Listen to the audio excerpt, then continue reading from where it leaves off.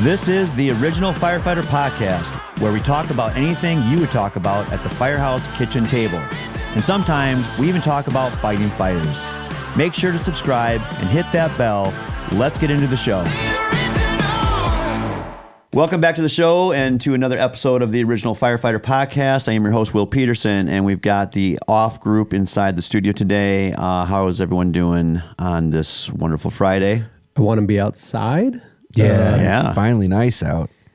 It's like it's cold in here. It's cold in here in the winter, and then it's cold in here when it's 90 outside. Yeah, right. Like, can we get a little warm somewhere? Yeah, we don't want the nipples showing. Yeah, unfortunately, I don't mind. Mine kind of do. The moobs. I work on these. I'm gonna try to hang on to it. Day. Every day's chest day. Yeah, so in the news locally, I just want to touch on this so that we can acknowledge that this did unfortunately happen. Mother's Day this month here. Mother's Day in Milwaukee, there was a significant fire. It happened just before 8 a.m. Sunday morning. On Mother's Day. It was at 2725 West Highland Boulevard. It was an 85-unit apartment complex. And there were 5 fatalities. Well, originally there were 4, and then there's been a 5th one that's now been listed as a fatality. However, and that's terrible, tragic, one of the mothers apparently was a mother of 5. Yeah. So, but the reason that we want to just touch on this really briefly, I guess, is that the Milwaukee firefighters, including a couple of other departments, I think Wauwatosa was one of them, but mainly Milwaukee Fire, they responded with 22 engines and 8 ladder trucks. They rescued 30 people. Yeah.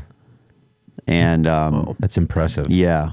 There was one report from one of the truck companies there that just, I think they got like something like 4, 5, 6 different rescues off of their ladder. But yeah, Chief Lipsky described some of the crew were trying to get up a stairwell, and fire was actually coming down the stairwell at them, which I'm imagining that's like a torch. Yeah. Yeah. That can't be a common occurrence to have fire coming down at you, right? Yeah, I mean, so obviously, path of least resistance and travel right. wise. So there had to have been some kind of heat and fire usually. Vacuum almost in that area, right? Yeah, again, it could be some sort of a downward draft or some other, phenomenon where, I don't know if this was any kind of like wind-driven fire.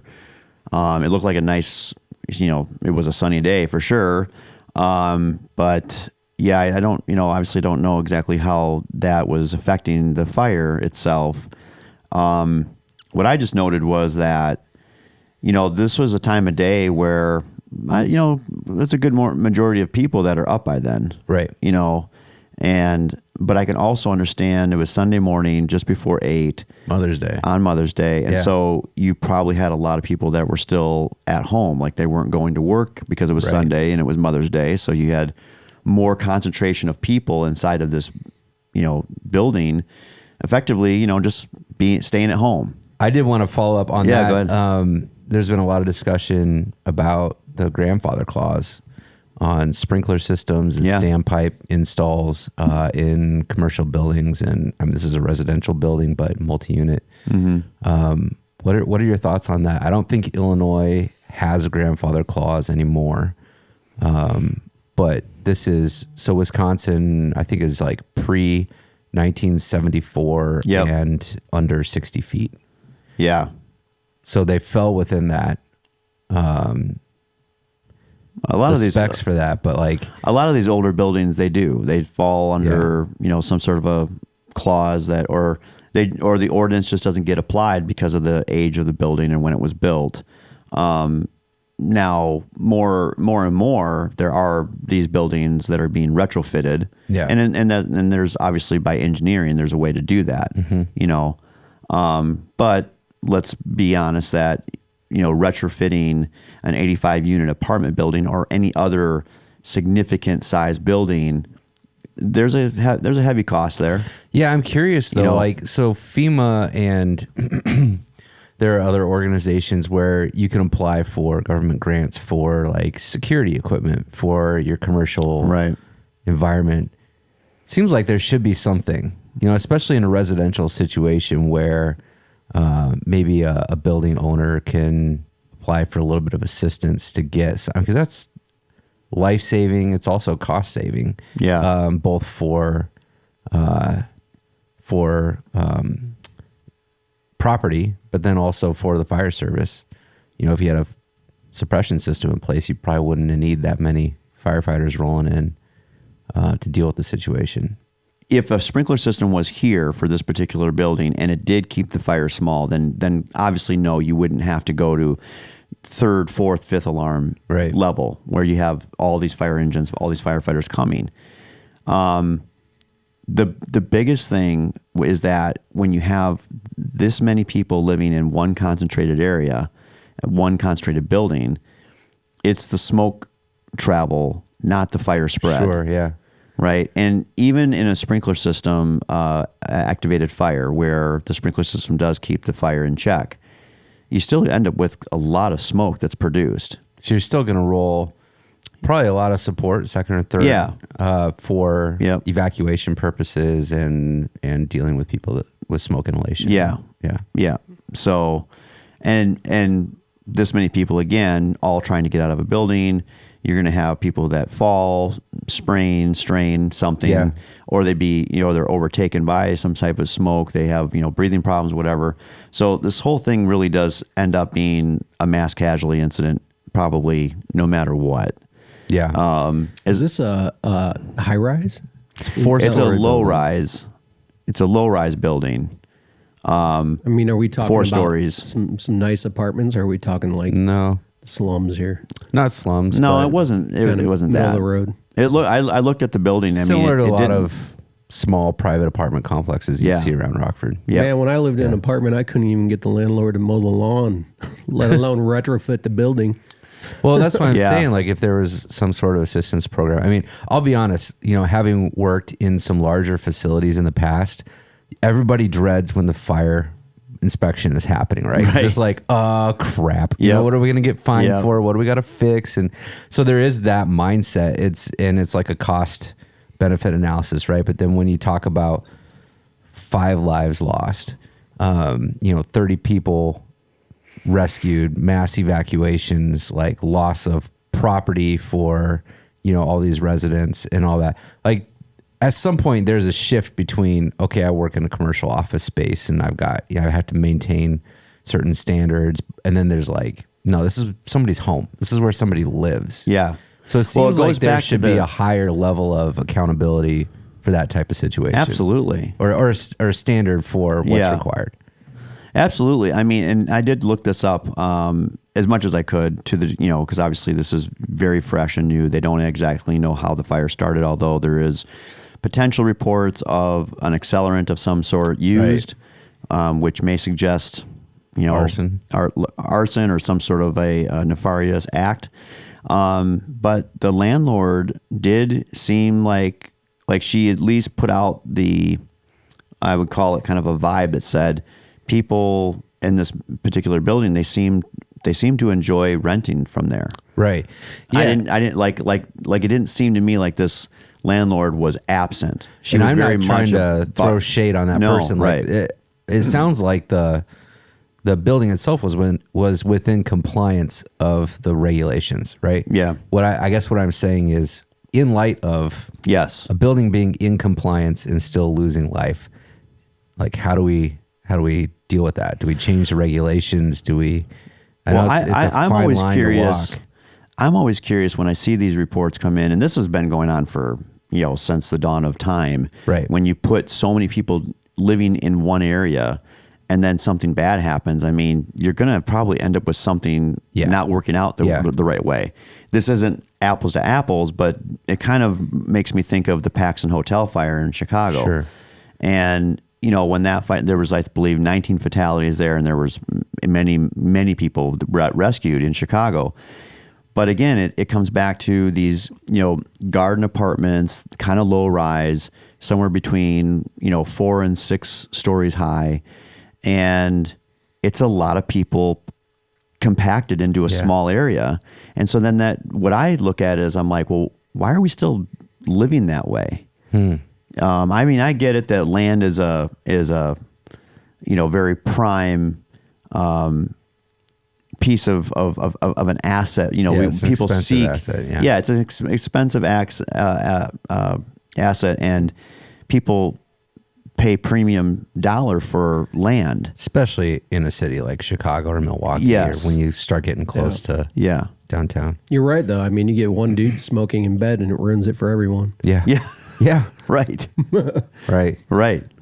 So I whether whether we look at the building codes for a municipality or a city, or if we look at it from a statewide building code or regional, we could be looking at like the NFPA or National Sprinkler System Code or the International Fire Code. Any of those things could apply, but also at the same time, maybe we should just start thinking about how we shouldn't have that many people living in one place. It's interesting. America's got so much open land. Yeah. And so much of it is undeveloped. And then we've got these major metropolitan areas that are just so How is it packed. that the entire world's population could fit inside the state of Texas? Right. Well, that's a real fact. Having been a resident of Texas, I can tell you it's definitely possible.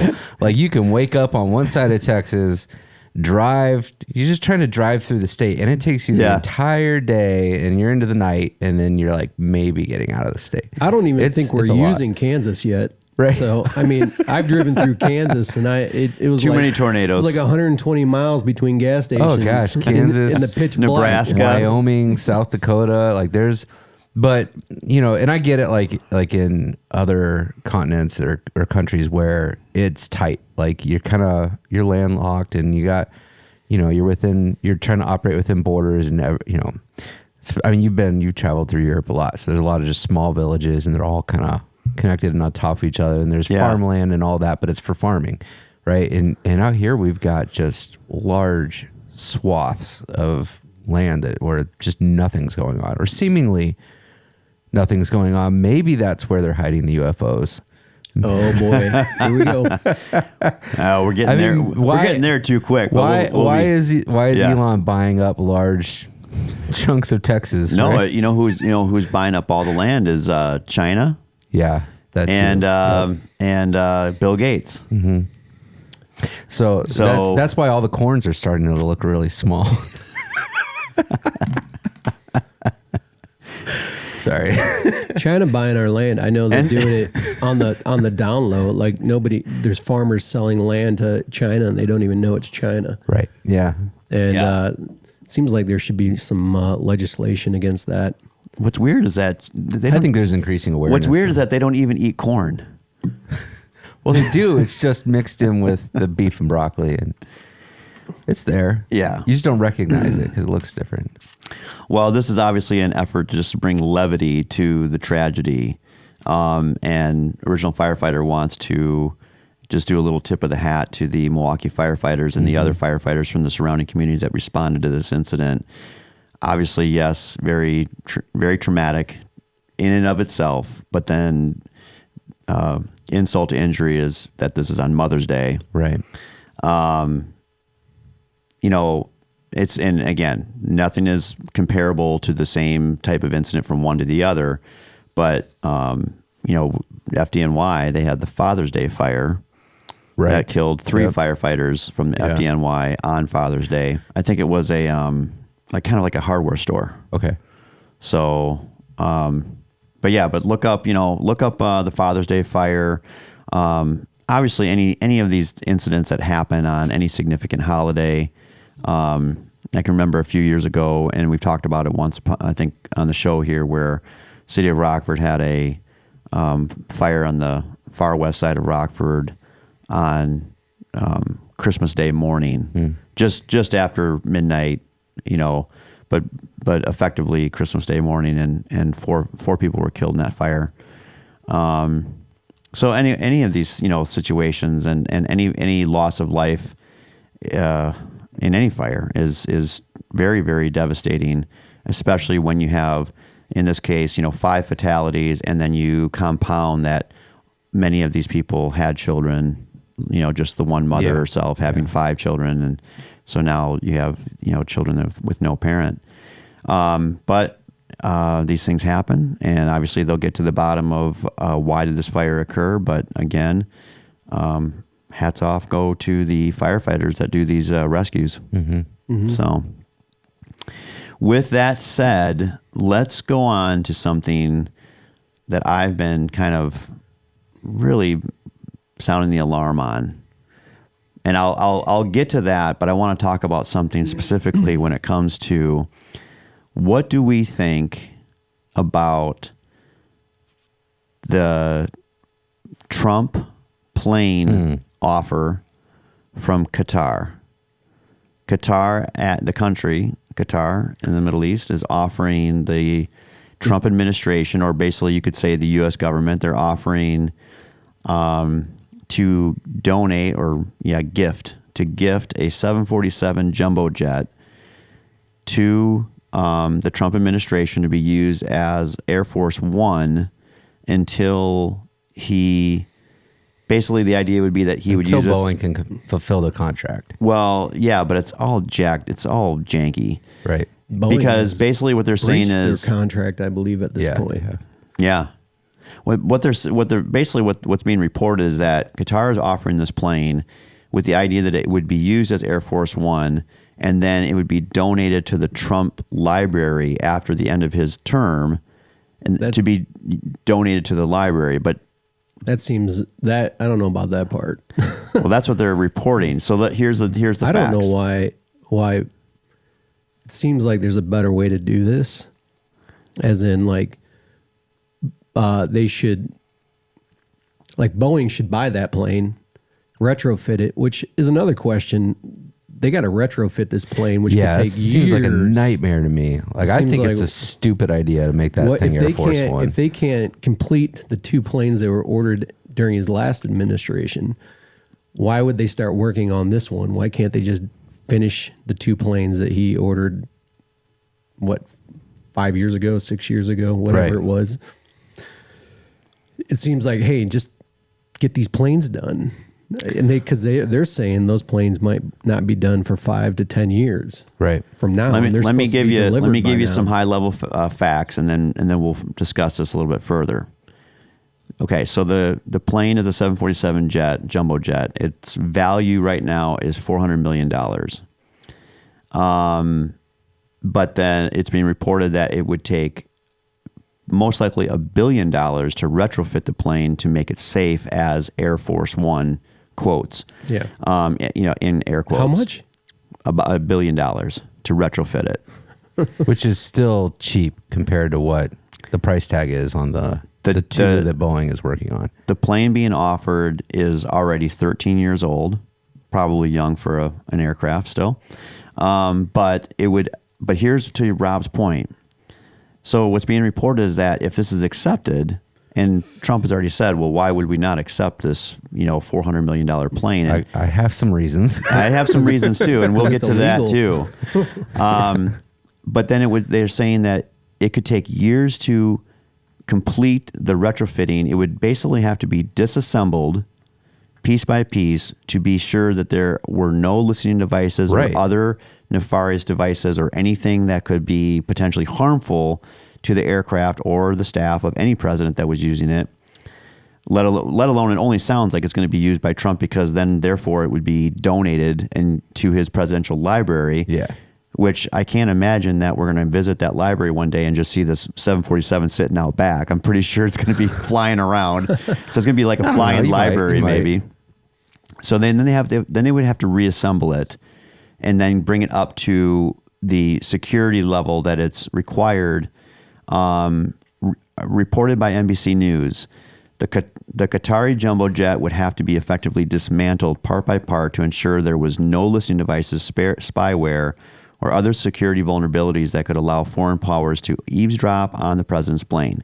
It would then have to be fitted with costly, sophisticated systems for secure government communications, mid-air refueling, missile defense, counter-electric jamming, and protecting against electromagnetic pulse attacks. Aviation experts say that Air Force One in and of itself is the most complicated aircraft in the world, and Boeing is already working on 2 planes to be designated as Air Force One and then also another one to have a backup.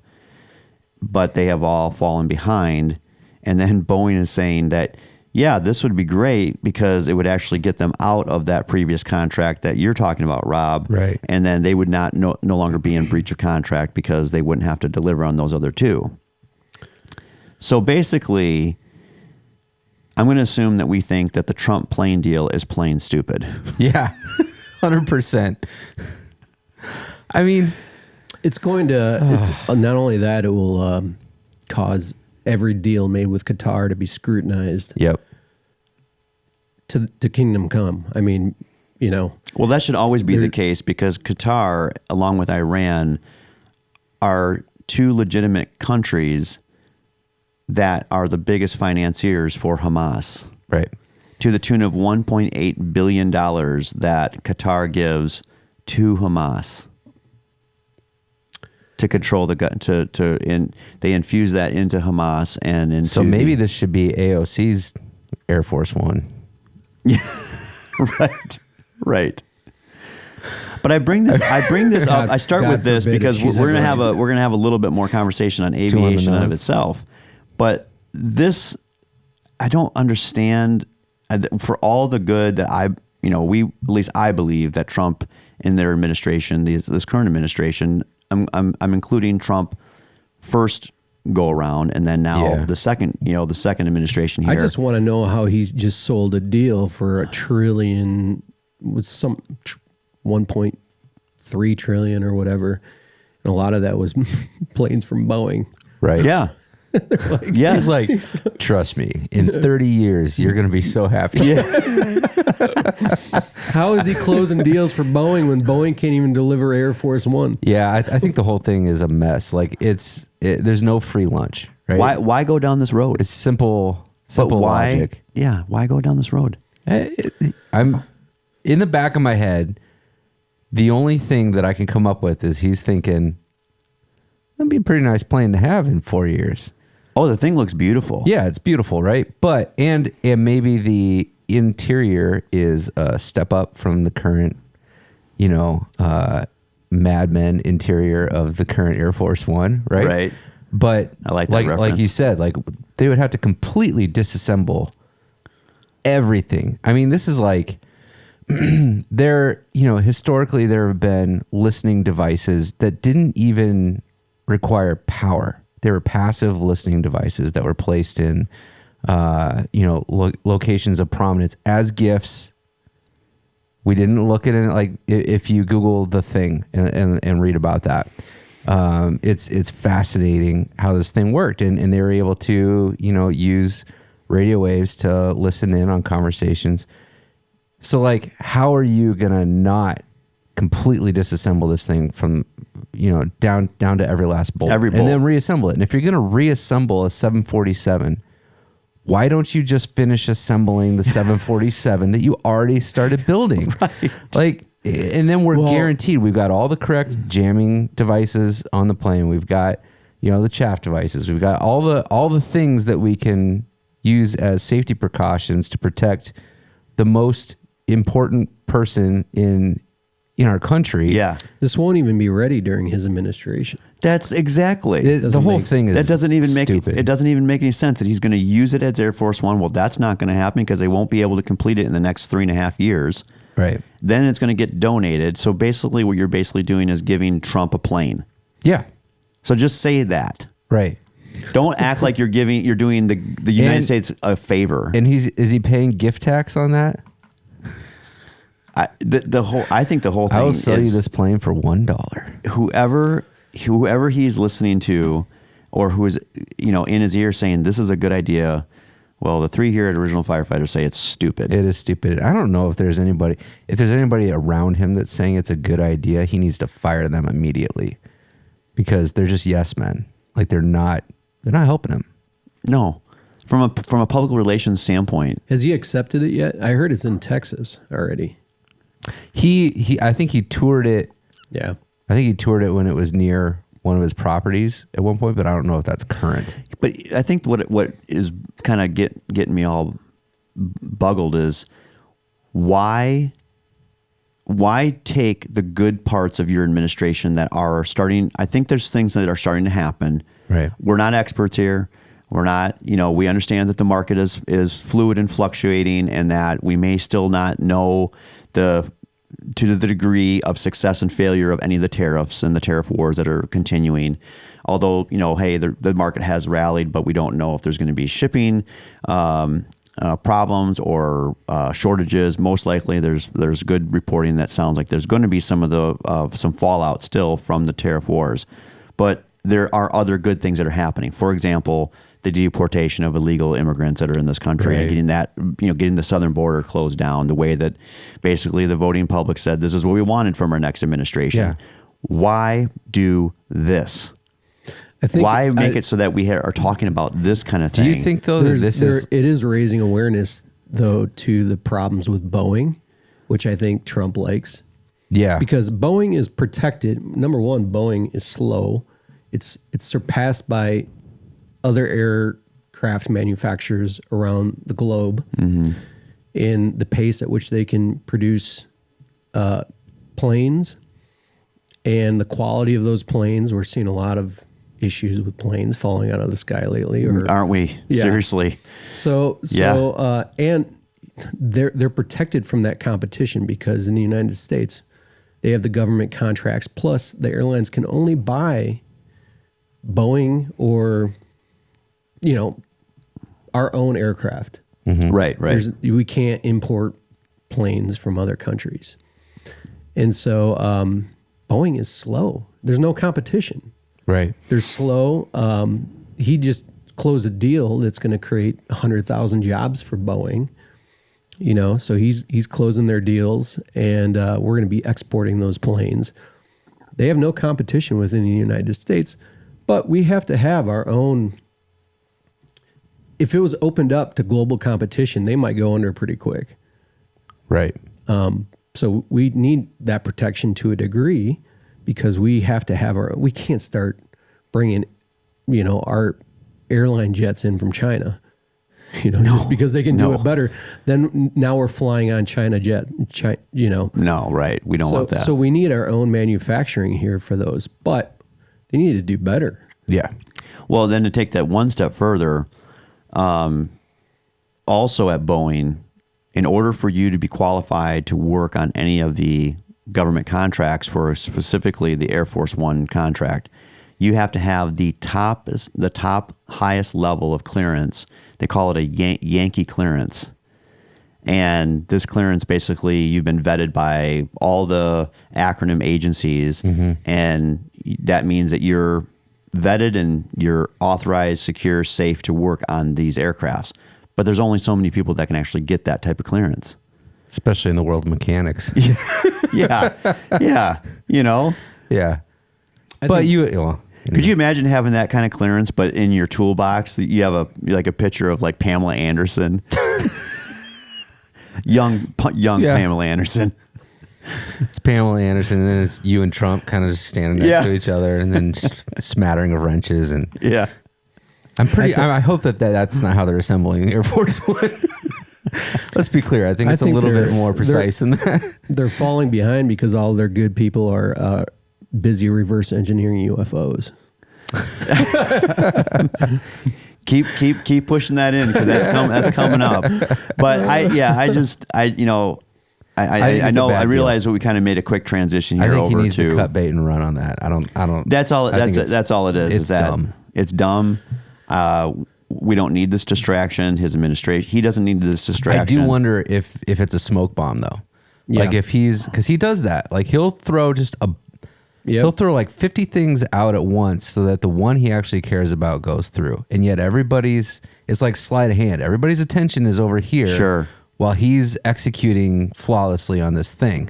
So it could also be that. Like he could just be pushing this out so that everybody gets all riled up. Yeah, exactly. And maybe it doesn't get accepted. I mean, who knows? But I do think there's some chess going on here. Yeah. That's not very... The intent may be to bring attention to Boeing's lack of production and following through on their contract. Hey, because like the world is aware now of how slow they've been on delivering Air Force They're so bad One. that I have to go to Qatar to get Air Force One. That looks pretty bad for Boeing. Yeah. And how else are you going to bring that much attention to the issue? You know, I mean, you could just say it, but this really brings a lot of attention to the issue. I really do respect what you're saying there. You know, you're basically taking an American company and saying you need to do better. Yeah. Right.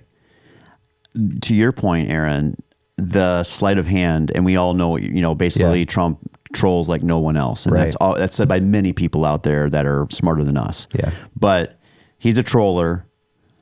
Here's the issue with the whole slick sleight of hand. I'm really playing chess while you're playing checkers. And it's like, okay. Or could that just be said as another version of gaslighting us?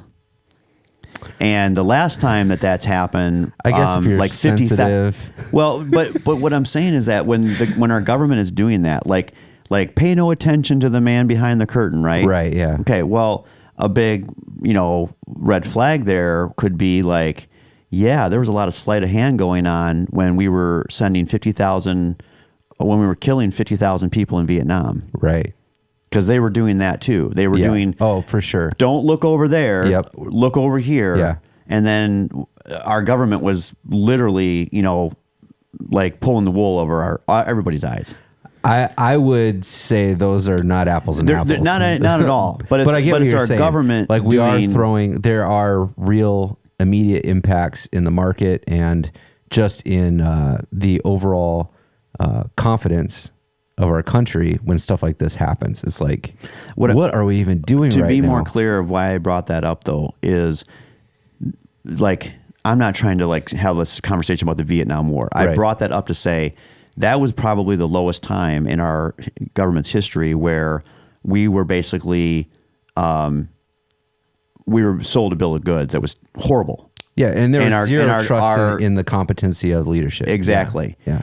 Now, with Trump's newest election, with his last election, the talking point where he's like, I was given a mandate.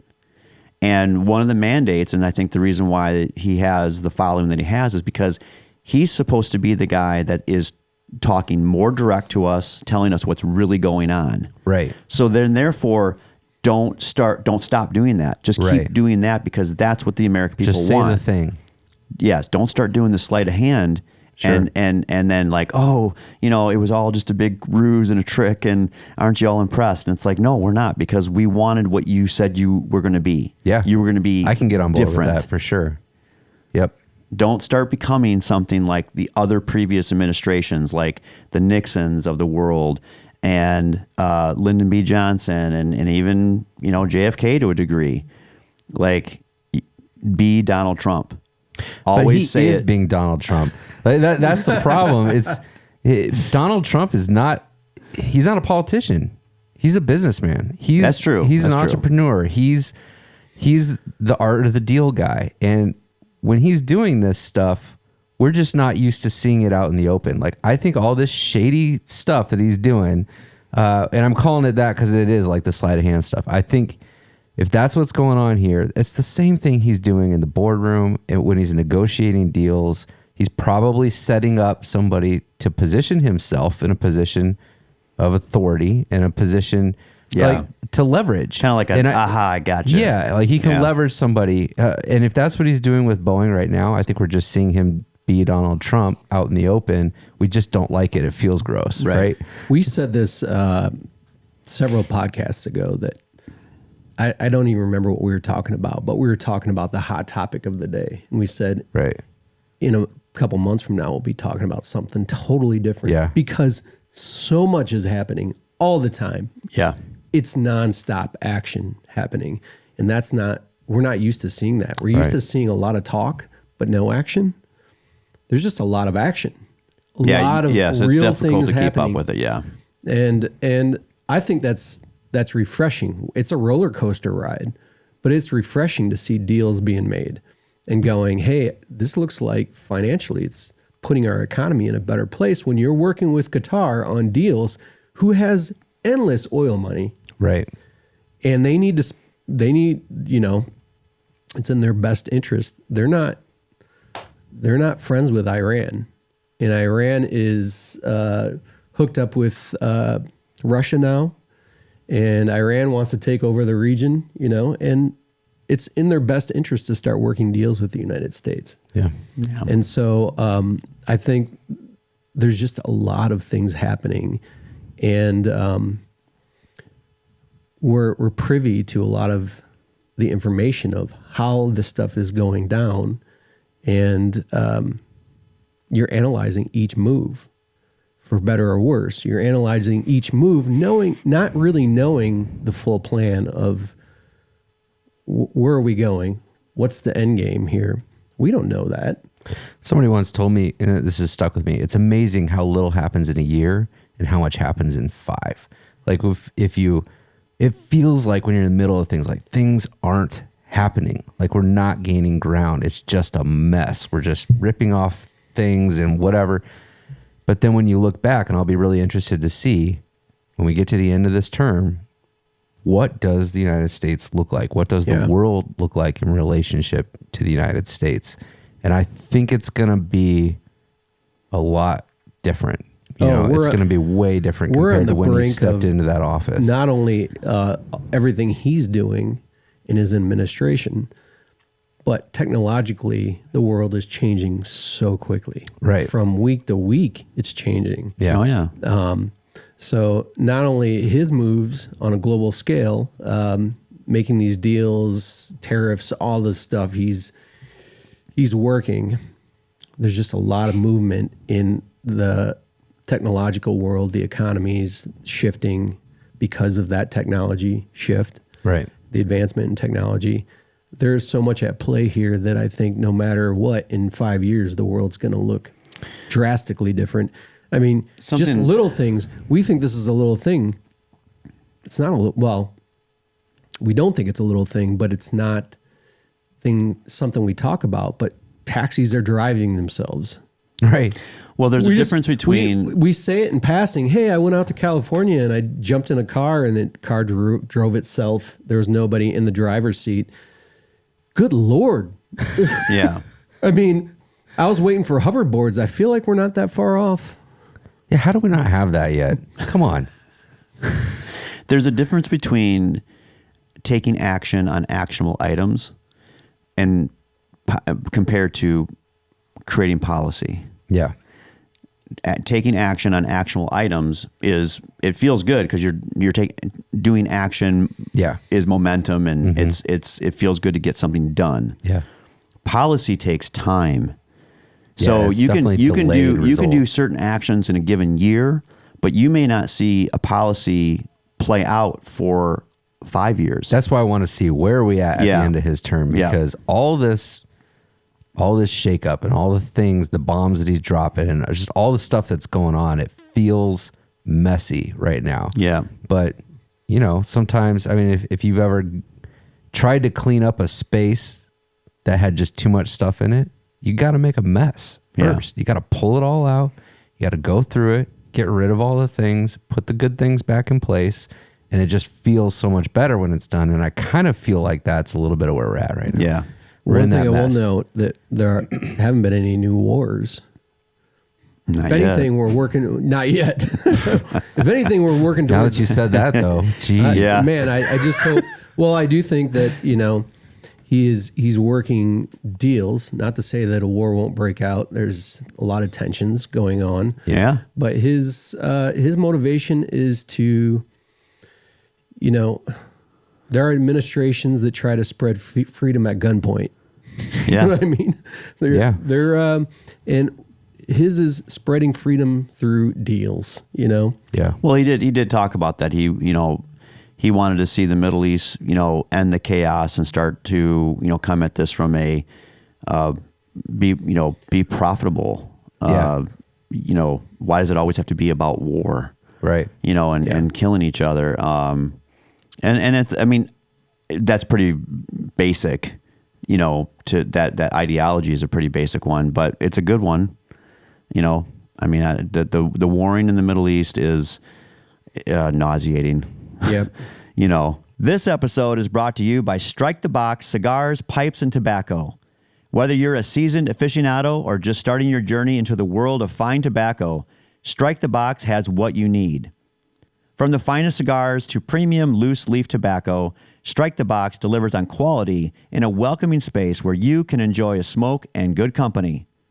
Additionally, Strike the Box specializes in vintage pipe restoration. We're talking estate pipes brought back to life with craftsmanship that borders on art. Got Grandpa's old briar gathering dust? Let the crew at Strike the Box make it smoke like new. Check out their full list of vintage pipes for sale at striketheboxpipeandcigar.com or swing by the shop located at 6935 11th Street, New Milford, Illinois. Soak in the aroma and talk shop with real tobacco lovers from the American Fire Service. Strike the Box, where fire, flavor, and tradition meet. Again, that's striketheboxpipeandcigar.com or swing by the shop located at 6935 11th Street, New Milford, Illinois. We've been talking about this on the podcast a bit. There has been a lot of aviation mishaps and problems in 2025. Newark, New Jersey airport, they just lost radar again last week. I think they lost it twice in 1 week. These systems, they go down. The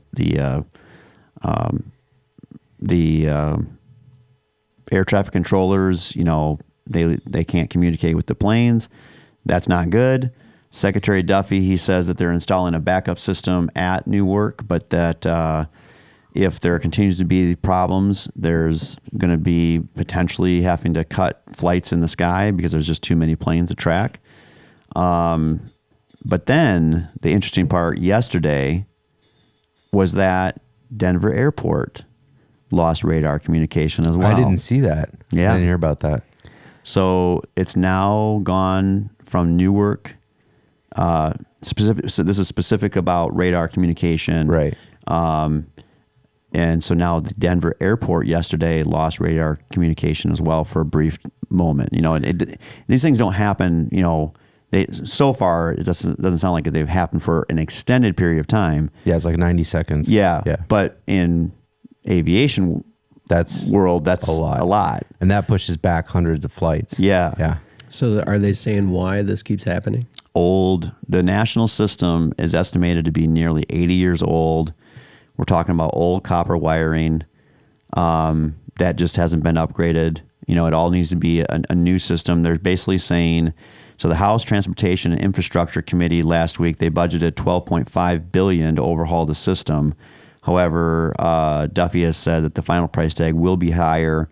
This would upgrade 618 radar systems at 4,600 locations and would cost, over tens of billions of dollars.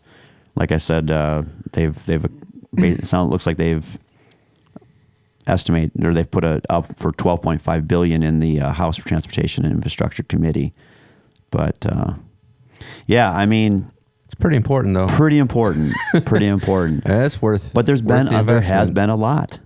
There has been a lot of problems in the flying world these days. And I don't think this is one of those, are we just hearing about it more kind of things, because I think they're obligated to report that stuff. So if this was happening this frequently prior to the last couple months, I think we would have heard about it. Well, it's no different. Okay, we hear about every safety recall, right? So in the driving community, I own a truck, you guys own your vehicles. We all get reports that there's been a safety recall. Right. Right. Well, I think this is a safety recall in and of itself, where you have planes with parts falling off in mid-flight. You have I shouldn't laugh. You have doors. You have doors crazy. on aircrafts because of bolts being missing and doors flying off in mid-flight. Right. You have planes coming in contact with other planes or helicopters in midair or on the tarmac as they're moving around at these airport locations. And then you have loss of radar. I mean, at some point we got to start putting these things kind of like in a, box and going, hey, this is a problem. The flying community, first of all, we have to have confidence in it as consumers. And then obviously just from a safety standpoint, I mean, imagine you're putting your child on an airplane, because you wanted them to go see your aunt and uncle in Florida. Yeah. You're going, bye, have a safe trip. And the second that they close that door on that plane, all that risk is on, is put on the operators, and not just the operators of the aircraft, but everyone who came in contact with that aircraft, the maintenance, all the, the fueling of it, the storage of it, the care and the upkeep. Lots and lots of people have to touch these aircrafts or all the systems that make these, make the aviation world capable of flying from the East Coast to the West Coast and there and back again. Right. And I think that we have to stop saying like, man, there's been an uptick. I think we're past an uptick. Well, and it's kind of, I mean, any system is going to have some risk of failure in it. Yeah. But when you're talking about air traffic control, I mean, there should be redundancies to where we never experience that. So if we're losing radar for more than a minute and a half, a lot has gone wrong. It feels like to me that has to be a cascade of multiple failures. Right? Absolutely. There should be no single point of failure in a system that is that critical. Yeah. Yeah. Should no longer celebrate when you get $100 plane ticket. How much for working radar? I'd like to. Do I swipe the card in the seat back? We shouldn't be wheeling and dealing on airline tickets. We should pay as much as we possibly can so they can upgrade their systems. Right. I don't know if that's going to become like premium bundle. Yeah, totally. Like beyond pick your seat, but also how close to your destination would you like to make it? Yeah. Do you want to show up on radar? Yeah. People will fly with People chicken. might pay to not show up on radar, though. I mean, that's right. People will fly with chickens if they can get to Florida, Orlando for $50. They're like, right. I'll take it. Yeah. The Southwest, I want to get away for $139. It's like I want radar. Yeah. How about $239? I'll pay $50. I'll be checking 2 bags, and I'll take the radar with that. Yeah. I'll pay an extra $50 if the doors stay on. Yeah. All right. So sticking with aviation a little bit, I decided that we were going to do a little aviation quiz show. Oh boy. And so I'm going to give you multiple choice, and there's only 5 questions. Actually, one of them is not multiple choice. We'll just see if you can fill in the blank. But we're going to have a little fun with aviation before we move on. And so here we go. The aviation quiz show. The 1997 hit movie Air Force One. Who played the villain? Harrison Zimmer. Oh, the villain. Harrison Ford was the good guy. He played the president. The villain. Who played the villain? And it wasn't Hans. No. That was from Die Hard. Die Hard. I know. Yeah. But I thought he was in it too. He's not in it. He's just not. the villain in every Yeah, He is. He kind of is. He always is, kind of. reoccurring role. Figured it was a fair guess. Who was the villain in Air Force One? Get off my plane. Get off my plane. Who was it? Who did he kick off in the end? All right, I'm going to give you multiple choice. Okay. Was it, I was just going to see if you got it, but was it A, Gary Oldman, B, No. John Malkovich, or C, Jack Nicholson? John Gary Malkovich. Oldman. It was Gary Oldman. It wasn't? Yeah, it was. Yeah. A, Gary Oldman. That's right. Yep. All right, moving on. The 1996 hit movie Executive Decision about a hijacked airliner What actor was suddenly killed off within the first 20 minutes of the movie? I never saw that movie. Louise. I thought that was the same movie. Harrison Ford just making executive decisions. Get off my plane. What actor was suddenly killed off within the first 20 minutes of the movie? Was it A, Kurt Russell, B, Steven Seagal, or C, Keanu Reeves? I know who I hope it was. Steven Seagal. That's what I was going to say. You are too. right. Yeah. Steven Seagal. Kurt Russell played the lead. Steven Seagal, they were like high operative special ops type people. And Steven Seagal was there for a moment in time, and then he was killed off quickly.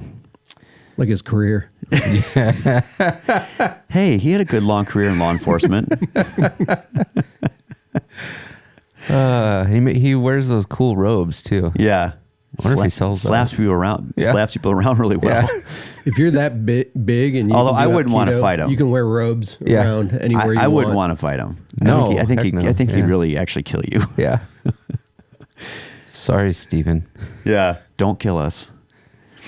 All right. In the 1997 hit movie Con Air, Oh. and Con Air starred Nicolas Cage. Mm-hmm.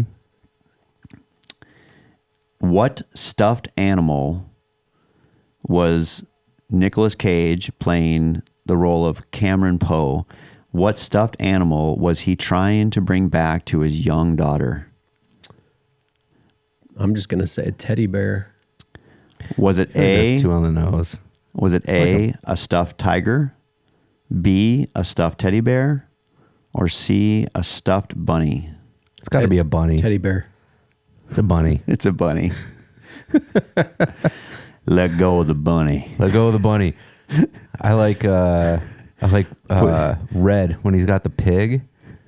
John Malkovich. He's got the pig and he's got the snub nose in the pig. He's like, bring the pig. You don't remember that? No. Oh gosh, he's got a stuffed pig. Then he pulls the gun out. He's just like walking around the airport with this big pink pig. And then when Oh, really? yeah, it's good. I just like when it was so on the nose because John Malkovich played the villain along with Steve Buscemi. Oh, that's right. Steve Buscemi had a great role in that. But I just love the on the air, on the nose comment by Malkovich when they took over the plane. He's like, "Welcome to Con Air." Yeah. Roll credits. Yeah. Oh man, that's pretty much every Nicolas Cage movie. Oh yeah. Yeah. Face off. Yeah. Face Off. I hate that movie. Welcome to the Rock. Yeah. Stanley Goodspeed. You ever seen the photos of him prepping to play Superman? Yes, I have. It's pretty bizarre. Like he had long hair. Yeah. Yeah. He was freaking ripped though. They That dude was- they found a way to bring that into the movie The Flash when they were doing all the. There's at the end of the movie when there was all these alternate universes, and they were showing different versions of Superman. I mean, Keanu Reeves, good Lord, Christopher Reeves. Yeah. You know, his version was in the movie along with the Brandon somebody. Yeah. I forget, and then Henry Cavill. Caviezel. Yeah. Yeah, I'm mixing up my actors. It has become one But of the Nicolas most- Cage, his version was in that movie. Yeah. But it was a stuffed bunny. All right. From the 1980 hit classic Airplane. I knew that one was coming. What's your vector, Victor? Yeah. Dr. Rumack asks Ted if he can fly the plane. Shocked, Ted says, what? Oh, I don't know. Yeah. I'll go one step further. No. Dr. Rumack asks Ted if he can fly the plane. Shocked, Ted says, surely you can't be serious.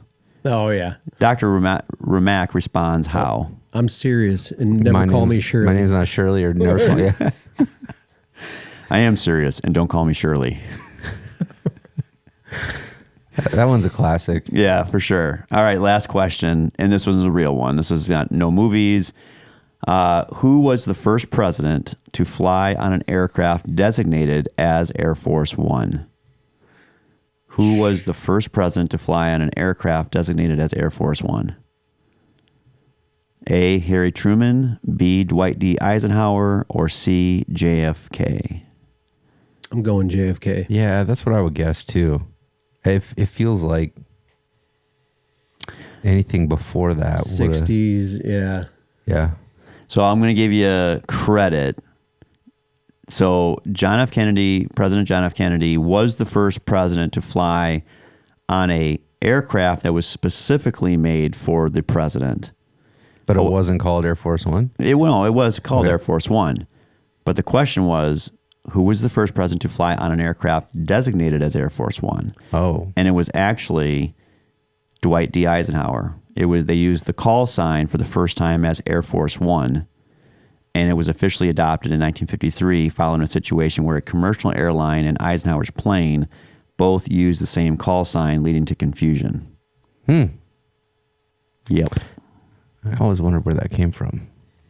Because Air Force One is just the designator of the plane. Well, it's whichever one the president is on. Yes. Right? Because there's two aircraft, but they're not both Air Right. Force One Right. at any given time. Right. Yeah. And you cannot have the president and the vice president flying in the same plane. So Right. there you go. That's the So I guess I'll aviation never fly quiz with the show on the original Firefighter. So now on to UFOs. All right. Oh boy. Oh boy.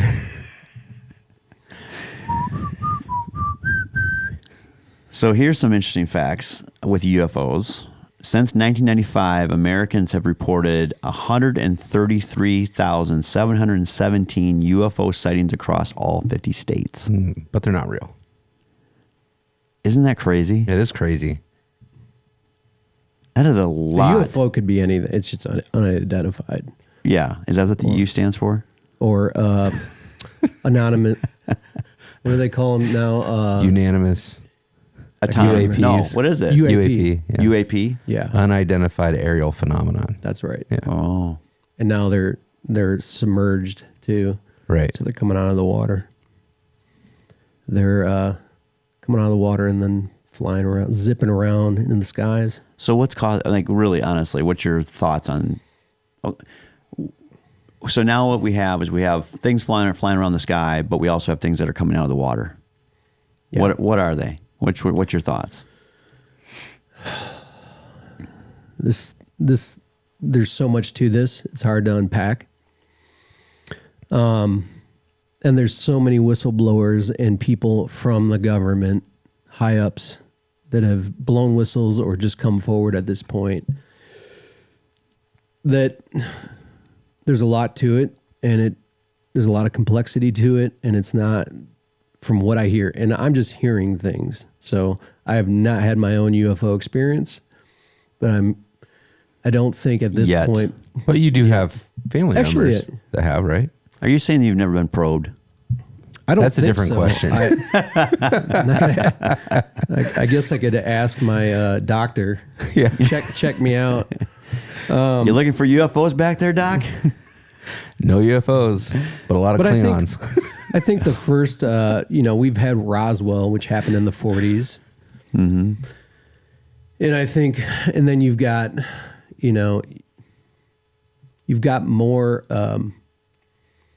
more acknowledgement of this and more observations of these things as, it started off. Well, there's been all kinds of things in recorded history, but I think it's become more prominent since World War II, and we discovered nukes, started nuking people. Mm-hmm. So then we've got Roswell, and then we've got, as things like radar we've become better. They've become more sophisticated with our radar technology.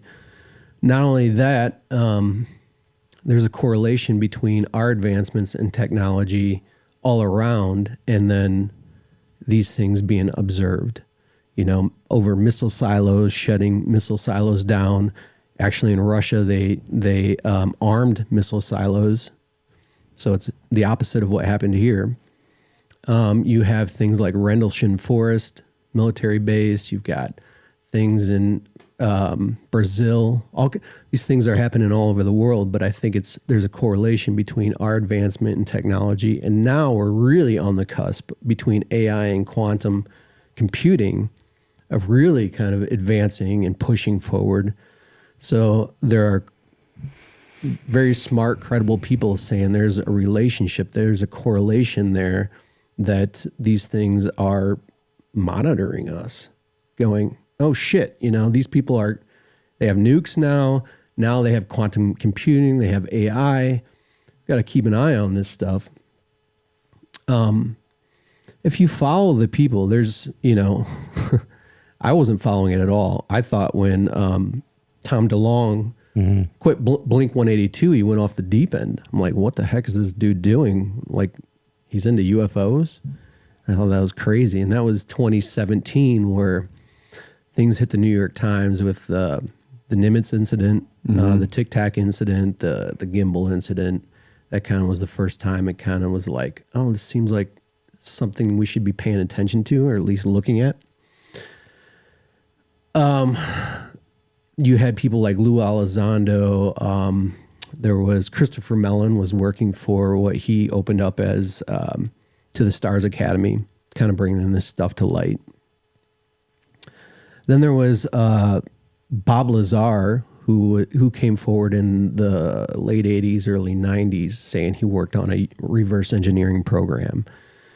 And that was like, is this guy nuts? Is there any validity to this? And there was, some campaigns to discredit him.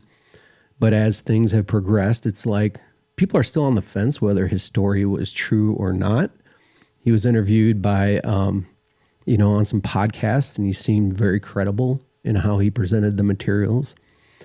But then you had, David Grush come forward, and he investigated this within the government. He testified in front of Congress, and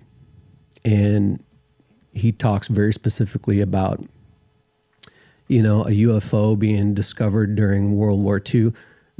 I see consistently, some of these people saying we have around 10 aircraft that we have. And most of them were not crashed down aircraft. They were just left here. So why is that? Who knows? But you have David Grush saying one of them was from Mussolini, who moved it, to the Vatican, and the Vatican sent it to the United States. So he talks about biologics and things like that, and he's pretty specific in what he can talk about, and then he's got to, reveal the rest in a skiff because it's top secret. So then you've got Matthew Brown, who is the most recent whistleblower who was just interviewed. And he goes into, he was the author of the Immaculate Constellation, which is, he discovered documentation and a lot of video and all kinds of stuff within a government database that was our reverse engineering and retrieval programs. He's pretty specific in his interviews, and he's the most recent whistleblower. But I think at this point, we're at a point that there's so many people coming forward.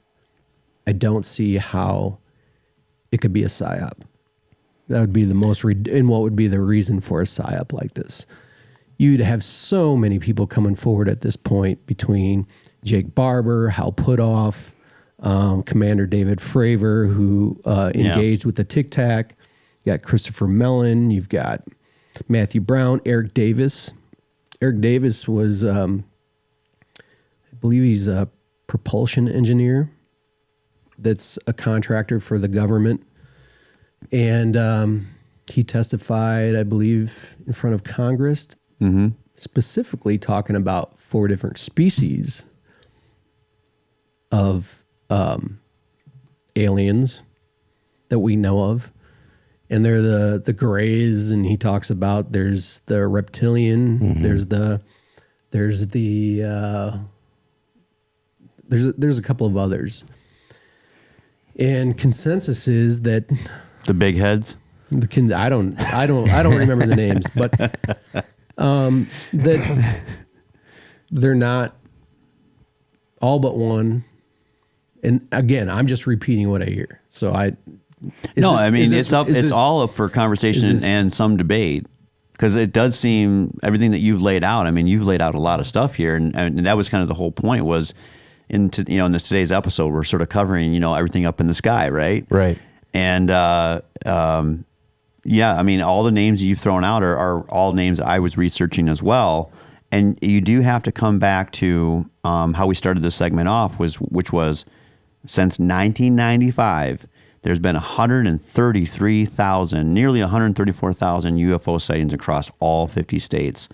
The leading states that have the most: California, Florida, and the state of Washington. And then additionally, the Pentagon has received 1,600 reports of UFOs, including 757 new ones since between May 2023 and June of 2024. And, that's a lot. Okay, so it's a lot of drones, hundreds of thousands of drones that are being mistaken as UFOs, or it's that and something else. Because certainly some of them are drones at this point in time. When you put them all together, you've got things like, Phoenix lights. Right. That's a mass sighting. Thousands of people saw this. Yeah. Over Arizona, and football field size triangular craft with lights, and it was there for a long time. You had thousands of people that saw this. And even the governor at the time, who sort of made a joke out of it, later on went, "Yeah, I saw it too," and it was there, it was real. So I think that was in the 1996, Phoenix Lights. You've got things being viewed, through radar, through FLIR, through, visually. It's not like something is seen, but it's also picked up through radar and different technologies. So, it's not an illusion. It's not a Mylar balloon floating around and we're picking it up on radar and tracking it for days, Yeah. So, right. So there's a lot of stuff happening. And I don't think what's interesting to me is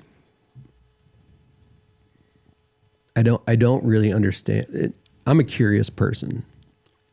I find it fascinating. I ponder the world. I ponder the universe. I think it's just amazing that we exist in this universe, and what is it? But I think the level of curiosity in our world today, at least in the United States, is very low. People are day to day, and I understand it. Playing too much Minecraft. I get it, but there's more attention on Puff Daddy's trial. Oh, right. Than there is on, hey, a whistleblower came out and said, this is all legit. I've seen it all. I'm firsthand witness, and this is real stuff. And if this is real, it changes everything. Well, you've already mentioned the names a few times, but don't forget that we have had several individuals from our military, that have gone in front of Congress and have said these things are real. Yes. Those congressional hearings they're frustrating because they have to release the good stuff in a skiff. It's like, when are we ever going to get to the, when is somebody just going to release everything? Like, what do you mean by release, though? I mean, stop talking in a skiff and start talking to the general public about what you know and what you've seen. And so not the only answer that, to your question to your question, I would say, is look how long it took for us to get the JFK files and the MLK files. It took that long. I understand, but that's because those files are in control. They're in possession by the government. I'm talking about individual citizens, some who are government employees, some who are starting to talk about things, but it's like anytime, basically it's I saw this, I was a part of this. Yeah. Okay, what else can you tell us about that? Nothing. And like they all end at the same point in the conversation, and for me, it's always at the point where it's like, okay, so prove it. Like show us something. Yeah. Like what? And it's always the blurry, shaky. We're so photo, or video. We're so in a position where the government is controlling access to that information or whatever. Why has there, and don't get me wrong, I'm not challenging whether these are like trustworthy people that are sharing this information, whether there have been these sightings. I get it, all of that. But I'm like, when is, Bob Smith in Wyoming going to stumble upon aircraft and shoot a picture with his phone and like, hey guys, I'm here on TikTok. I just found this thing. Let's take a look at it. Let's open this up. Like, when are we going to see real? Yeah. You want Bob Smith to be hanging out with Robert the Alien having a cocktail. Right. As these sightings are ramping up, why aren't we getting any information just from the general public in a way that is not just like, we've seen lots of videos of orbs, right? We've seen lots of videos of discs, and we've seen very similar things, but it's all from a phone too far away to really understand what's going on. When are we going to see like the reality? If there is truly aircraft, which seems like there are, if there are truly, we could call it alien organisms. We don't know what that is necessarily. Like, why are we so guarded about not just about like I know we're trying to protect things for our own advancement or for security reasons. I get that. Mm-hmm. But like just the acknowledgement of the existence of these things and like something that's like there. See? Like what you're saying is that we're confused on this side of the table as to why would this be top secret? When what would be partially, and then partially, when are we going to get past word of mouth and get to some definitive evidence? Well, like these naval aviators, they said that they actually had like engagement contact with them as they were flying their aircraft. They had engagement from other UFO in the sky. They were like in contact. Yeah. The way that, two planes would be in the sky at the same time, and you'd be like, hey, I see you and you see me. These guys are saying, hey, wait a minute. We saw something or multiple things that engage with us in ways that mechanically make no sense to Earth. There's two things. Number one, I think people don't realize how high quality the FLIR imagery is if you understood what this is really shooting at nighttime. The radar footage, the FLIR footage. Why do they always come at night? Well, they're not. The Tic Tac was in the day, but you're picking up something that is, number one, it's not like a Hollywood video camera. Right. This is like combat. These are cameras used for combat. Right. Picking up heat signatures and that kind of, and from what I understand, there is high quality video that you can clearly see what it is. Yeah. But so release it. Like that's what I'm saying. When are they going to release it? Well, It was released. It was called Independence Day, and shit went sideways. I don't think that's good. I don't want that. I don't want to go there. Hal Puthoff just Classic Randy was Quaid. interviewed, and he was part of a group that was brought in. I think this was maybe in the 90s. And they brought him and several people in from the government. And they said, we want to discuss and rate the positives and negatives of disclosure. So we're ranking, making an extensive list of the economy and religion and, people's, just feeling like their world is upended, or all these different facets of the world and the economy and, the government and whatever. And they broke them into groups, and they took theirs, and for a few days, they rated these plus 10 to positive 10. And there were no positives in disclosure. Back then in the 90s. How put off believes now there should be disclosure. But back then when they were rating these things, they said, there's not a positive to any of this in disclosure. It's going to create chaos and destabilize all kinds of things. Okay. So I get what you're driving at. You can't handle the truth. They talk about, none of this stuff is held by our government anymore. It's been sent to Boeing, to Raytheon, whoever, contractors. Mm-hmm.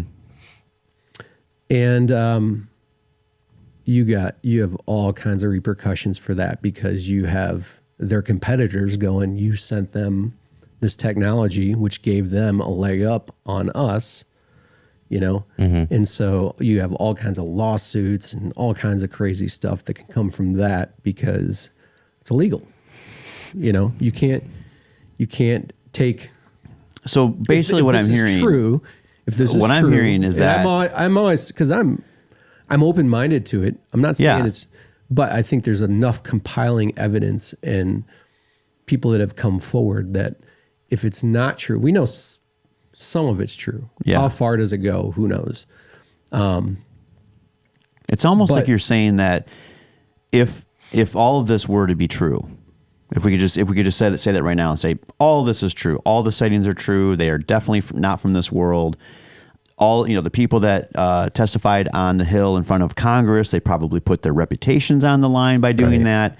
If all of it was true, and if anything from a positive nature could be gained from these interactions, we, the people, the humans, will find a way to make it really bad. Really, we'll find a way to take. Let's say that all of these things collectively is one great, amazing phenomenon. That we, in fact, are not alone in this universe. We are being visited on the regular to a degree. And we're saying these things are real and let's not conflate this anymore. This is real.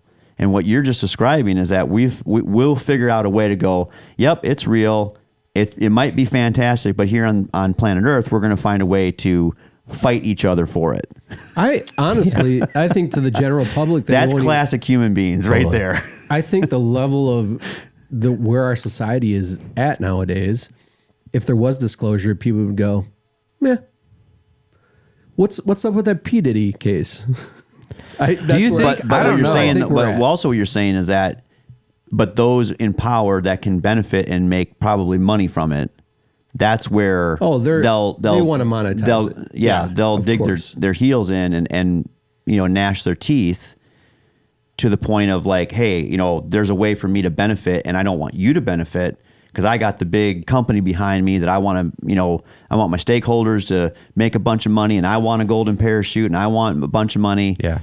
And literally, we just basically reduce it back down to the human factor, which is how can I profit in any way, shape, or form? Doesn't matter. Yeah. If the second coming of Christ came down right now, we would find a way to profit off of it. Probably. Yeah. Yeah, I think there's a lot of complexity to it. But I think there's something going on. And why wouldn't we believe that? I mean, I think we're getting to a point where we understand through quantum mechanics and all of our scientific discoveries, those on the forefront of science, that the world is the universe is a strange place, and there's every theory of reality is out there and seems like science fiction, but it's not science fiction. It's really what's happening. One of the theories, multiple universes, multiple dimensions, all kinds of things that are the simulation theory, all these theories of what reality is seems like the most out there thing that you can think of. I've got a question for you. So you go, okay, in 1,000 years from now, all the scientific discoveries that we figure out, we're going to be living in a science fiction world. What we thought wasn't reality is going to be, leveraged to create just like our phones nowadays. 500 years ago would be wizardry. Yeah. So, there's a lot of when we get into quantum computing and quantum chips and all of these discoveries, I think we're going to see some really My question to you is that crazy stuff with all of this, and Robbie, I got to say you've got some pretty good depth in your knowledge on this subject. But with all of these sightings and, going kind of repeating here, we've had literally hundreds of thousands of sightings. We've had actual real people with high level authority positions in our government have testified. Beyond that, has anything come out of the Very Large Array satellites, the satellites in outside of Socorro, New Mexico, where they're listening into deep space? The SETI. The SETI, yeah. Has the Very Large Array ever produced anything in sound? Not just beyond sight, but have they ever produced anything in sound that says that's not of this earth? Has that ever happened?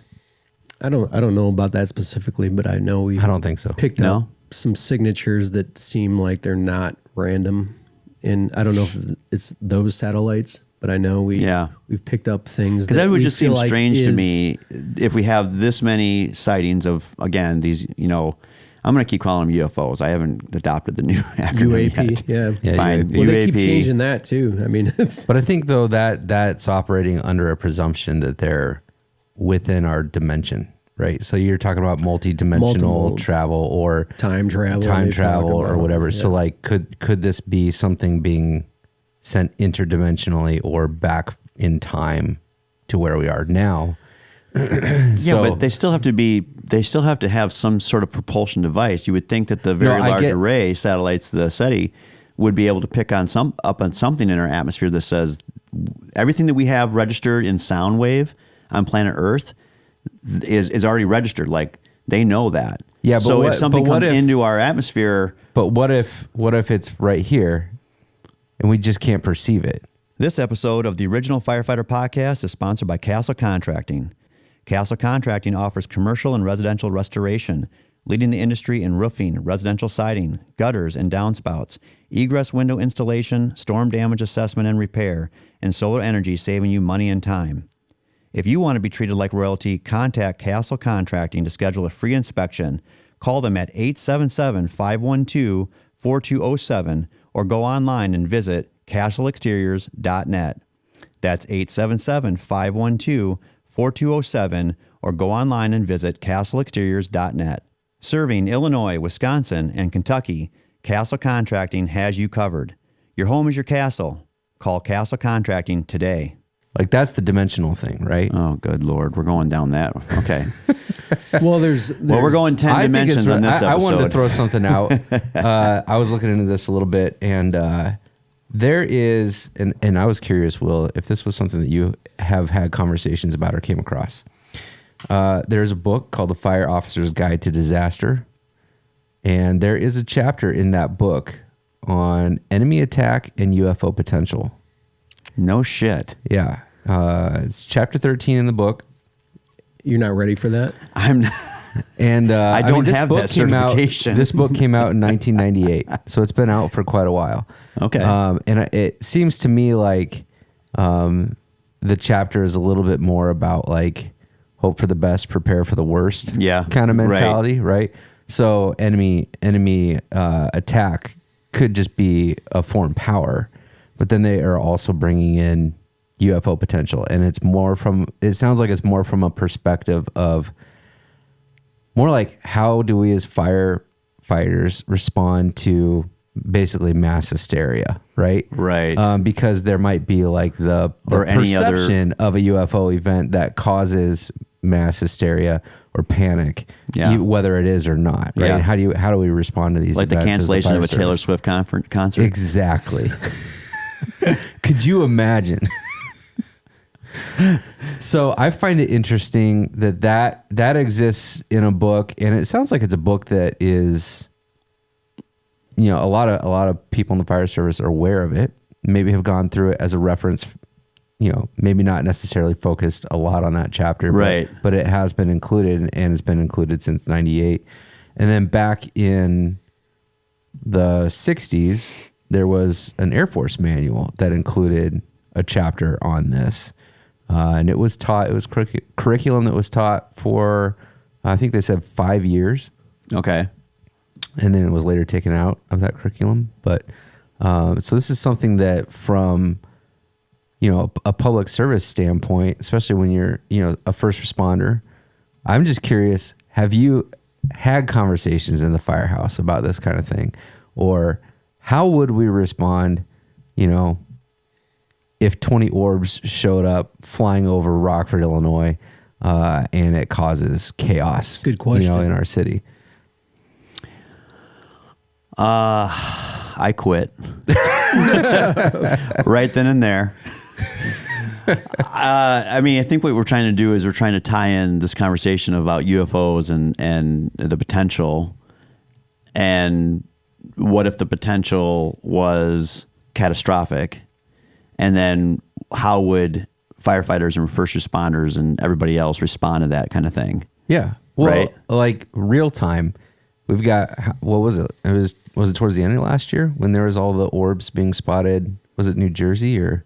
Yeah, off the Brooklyn? coast of New Jersey. Yeah, that was earlier this year. So there had to have been. No, that was at December 2024. Right? Yeah, December, and I think a little bit in January of 2025. So there had to have been calls to emergency services. Oh yeah.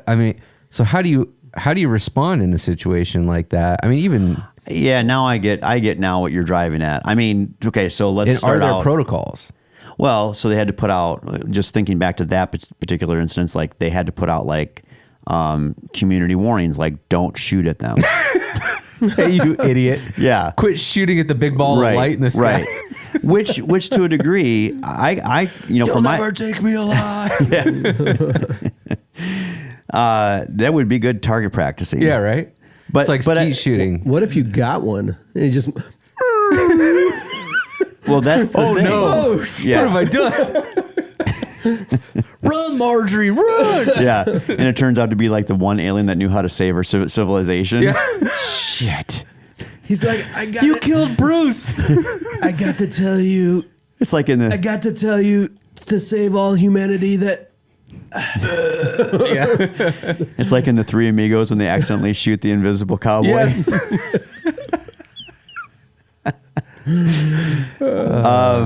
Okay, so it is interesting. I think that your question is actually pretty poignant because this does cross over, and this whole premise is about what would we talk about at the kitchen table in the firehouse. Right. We would talk about all these things, UFOs and Boeing planes and close calls at the aviation wise and radar loss and all that stuff. We would have those conversations.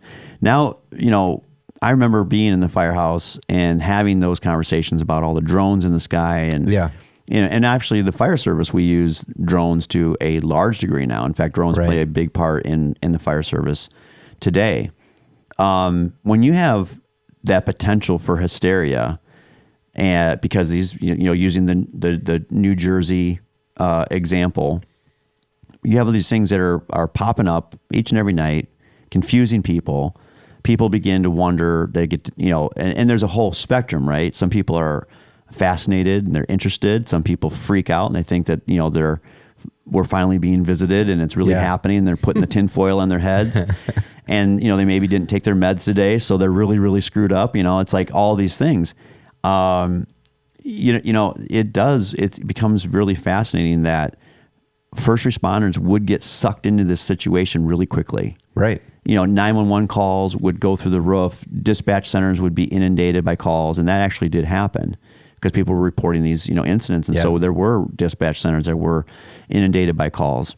But there was this, for public safety, the messaging was, don't engage with it because they weren't being very clear about what they thought that they were. It sounds like it does turn out that they were all actually licensed drone operators. That's what they're saying today. Yeah. Which is pretty fascinating. Misinformation. Well, it's either that or all of these pilots kind of got together and said, let's pull off a good have prank. some fun. Right? Yeah. It's amazing Wells to me. level Like, prank. I believe, And you can't really go see after them some of because these they're videos. they're licensed. Yeah, for they're the most licensed part. and they're operating within legal right, bounds. Yeah. Exactly. You see some of these, and it's like that they've. You got so many. You've got ones that are like, that's an airplane, that's a helicopter, that's a drone. Clearly, that's got aviation lights on it, and then there are some weird things. Not to mention the fact that you could take a drone yourself and retrofit it to do some funky things. You could put you could put a disco ball at the bottom. It flies around with a disco ball. Ukraine's using them in warfare now. We're dropping grenades. Oh, They're doing all kinds of They're stuff. doing all kinds of crazy stuff. The fact that you can just create videos that look like people don't trust videos anymore. I don't. I look at them and I'm like, I don't know if that's real. I don't even know how you could anymore, actually. Right. So what with you AI. see with your own eye, it would have to be like a Phoenix Lights that happens again, and now we've got good cameras on our phones. Yeah. Something like that, where you have thousands of people that witness something firsthand. If that happened again, that might be a different story. But the question is, they're flying over Langley.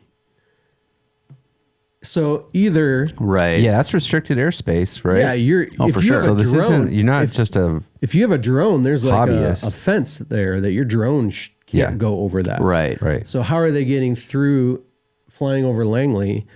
And if those are drones, we got other problems. Right. That we can't even defend ourselves from drones flying over Langley. That's an issue. Yeah. And so I think it's unless they're government operated drones. Yeah, that was another theory, right? That these were these were test demonstrations for military purposes. Mm-hmm. Yeah. There are people in the military that say but who knows what the military will really do versus what people in the military say the military will really do. Right. So, but they're really jacking with people in their own military. If they're really doing this, they're really kind of playing a mental head game, going, "Hey, we're going to test stuff on our own military. Yeah. Hey, we're going to fly over Langley just to go, hey, you guys." I think to swing back over to what Aaron was asking, just so that there's sort of a complete answer there. Whether going beyond what the military does or will do, how they conduct their business and what they'll share with us what they're doing, which is pretty limited, of course. Right. The fire service and the first responders, our participation level is going to be exactly what you saw on 9/11. Yeah. And I only say that because I can't think of another situation today. The only thing that really would come even close to the global terror, the fallout would, and I, using Chernobyl as an example. Yeah. So the explosion and then the subsequent, meltdown of Chernobyl, and there again, I mean, you had first responders, the fire brigade of Pripyat, getting out there to the Chernobyl site first and not knowing what they were dealing with. Right. And literally, pretty much committing, they were basically killing themselves. Sacrificing themselves. And then fast forward to 1993, the first explosion at the World Trade Center. We had never seen something like that before. Go a little bit further, 95, Oklahoma City. We'd never seen that before. And then 2001.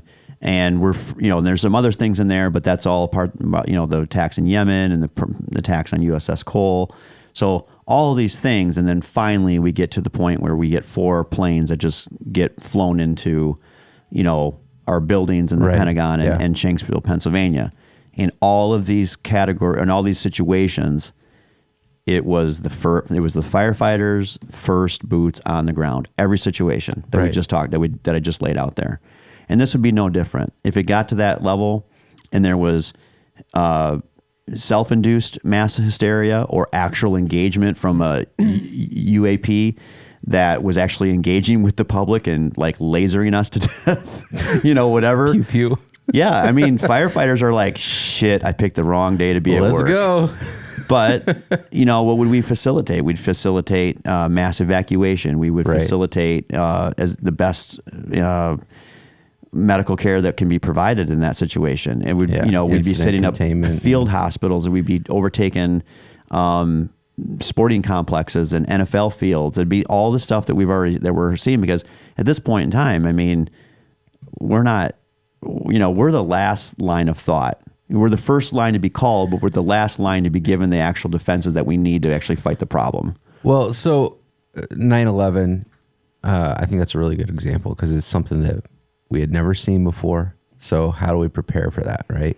And there are things that the fire service has done, in preparation that allowed them to function in that event, but probably preparation for that type of event has changed and has become a lot more specific in response to seeing how things actually played out that day. Sure. So that begs the question, do we prepare for engagement with a UAP or a UFO now to the best of our ability, or do we just, do you just continue to work on like the rudiments of being a firefighter and hope that translates to the situation? Yeah, I would love to have a great answer for that.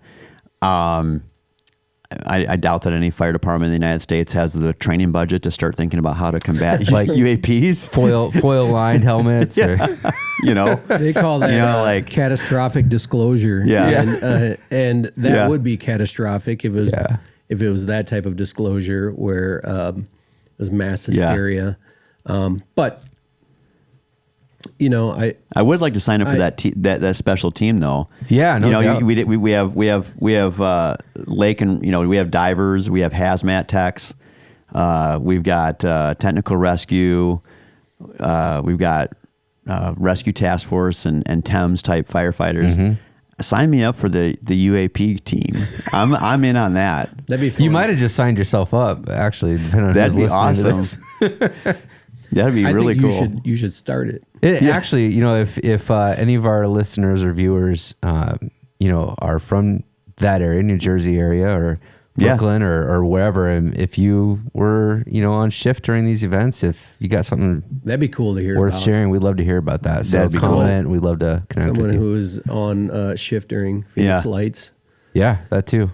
Yeah. Yep. I know there's first responders police officers who have had incidents, that they've talked about and discussed. Yeah.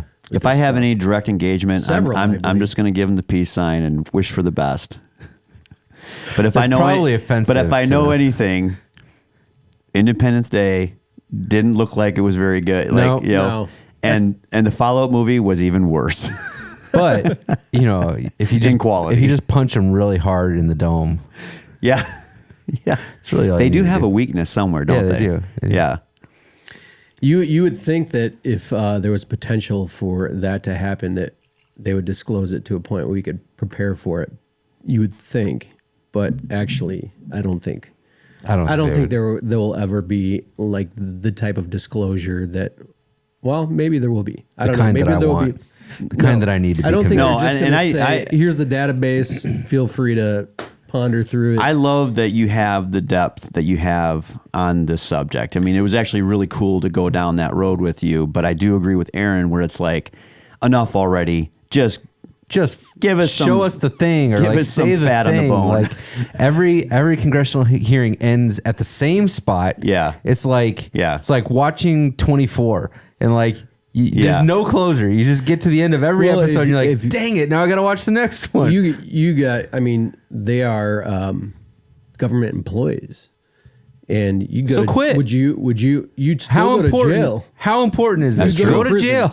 You'd go to prison. Would you go to prison for that? That's true. I don't think. Just go to a country that doesn't have extradition. Right. And we've seen that. It worked. There are people. Just WikiLeaks this stuff. Come on, guys. If you listen to Matthew Brown, listen to the most recent one. As we speak, there's some guy in a black trench coat knocking on my front door. Right. Be there in a minute. I think not only are they fearful of, if you watch this interview with Matthew Brown, you can tell he was supposed to testify in the last congressional hearing, and he's going to I believe he's testifying in the next one. They're afraid for their lives. Sure. You can I get tell that through the whole thing that this dude is not comfortable. He is scared. Yeah. Because if it's true and there are these powers at play, it's not only is it a lot of money, it's a lot of people losing power, destabilization. There's all kinds of reasons they don't want disclosure. And I'm not trying to downplay that stuff. I just think historically we've seen when it's come to that kind of like wielding of power, at some point, somebody just falls on their sword and says the thing. Yeah. You know what I mean? Well, and I feel like we haven't gotten there yet. People have said the thing, but not completely. Nobody's pulling a UFO out on a flatbed and going. I'm just saying, here it is. Even the people that are saying the things are not. They're not finishing the statements in public. But they're either doing that to Rob's point. I think they're either doing that out of, basically contractually, you're obligated to the government to not say those things, right? Or you're not saying those things out of real fear for your life. I get that. I totally get that. I'm just saying, you want the person to fall on the grenade and basically give it up. What I'm saying is historically that I don't want anybody to fall on a grenade. But what I'm saying is historically that has usually happened when we're dealing with something of this magnitude. Yeah, for sure. But what would that be? That would be somebody going, all right, a Snowden, I copied all of these files onto a drive. And then he becomes an enemy of the state. He puts it onto, sends it into the ether so everybody can take a peek. Yeah. But then everybody goes, I don't believe any of these are real. And then he goes to prison. I feel like a lot of people... I feel like that was confirmation for a lot of people. It could be, but I'm not trying to like elevate what he did. I'm just saying like, no, I mean, it feels two things can be true. He is a criminal, right? He did things against us and our government, but he also did reveal the fact that our government was listening and eavesdropping on us. Totally. So you kind of pick your poison here. Yeah, it's hard. You gotta have somebody. What I want, I want our government to open the door. That's what I want. I want them to open the door. But when you wield that kind of power, they won't do that. Contractually holding people that have information to silence. But when that much power is segregated to the top, they won't open the doors because they don't want to potentially lose that power. I don't disagree with that, but I also want them to just open the door. Agreed. Like stop or have the door be open on them. Or that, but that again, that's where we get back to a sacrificial lamb. Yeah, totally. But you got usually a sacrificial lamb is someone who's kind of like loosey-goosey anyway. These people are all higher ups that are blowing the whistle, that are of sound mind, very intelligent people with families and lives, and they're well thought out. Yep. Those aren't the type of people that just jump on a grenade. they're like, hey, I want to blow the whistle, but I don't want to ruin my whole life because of this. I want people to know I believe it's the right thing. There are people that believe it's the right thing, and I'm sure there's a lot of people that don't believe it's a right thing enough to jeopardize their lives that are not going to blow the whistle. I've been holding back on this, but I'll say this. I will be that sacrificial lamb, but I want to guarantee from the aliens that they'll take me to their leader. I'm going with them. And on that note, I think it's safe to say on this episode that our PSA is to stop looking down at your phones, keep your eye in the sky, and always be safe out there. Take care.